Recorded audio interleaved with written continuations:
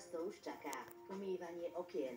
Aby sa s príchodom jary a Veľkej noci krásne leskli. Každá z nás má určite ten svoj osvedčený spôsob umývania, pri ktorom používa svoje osvedčené prípravky. My vám dnes ponúkneme zo pár netradičných. Prvým je puding. Klasický, práškový, vanilkový pre 4 osoby. Ten sme dôkladne rozmiešali v 5 litroch studenej vody. No a pomocou utierky sme začali okná umývať.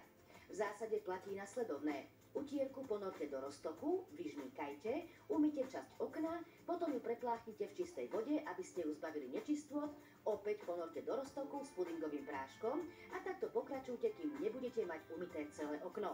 No a teraz prichádza to podstatné. Okná sme potom utreli kuchynskou utierkou do polosucha a nechali len tak vyschnúť, bez ďalšieho leštenia. O ten sa postará samotný pudingový prášok. Výborným pomocníkom pri umývaní okien je aj obyčajná kuchynská soľ. Nevonia síce tak príjemne ako vanilkový pudingový prášok, ale splní tú istú úlohu.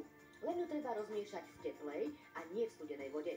Na 5 litrov vody sme použili 5 lyžíc soli. Okná sme umyli a potom len do sucha utreli handričkou z netkanej textílie. Miesto solného roztoku si môžete vyrobiť aj roztok za pomoci sódy bikarbóny a pridajte aj pár kvapiek citrónovej šťavy. Okná umyte ako v prvom prípade, len do polosucha a nechajte vyschnúť. Lesk bude zaručený.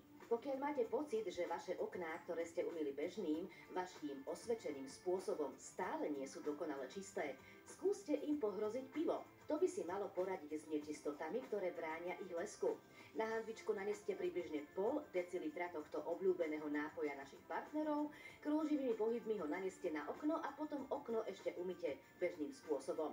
Všetko by malo byť podľa vášho gusta. A ešte tip, ako okná dokonale vyleštiť za pomoci šampónu. Mnohé gazdinky tvrdia, že najlepší je brezový alebo žihľavový. Stačí ho len naliať do teplej vody, namočiť do roztoku handričku a okno 2-krát po sebe umyť.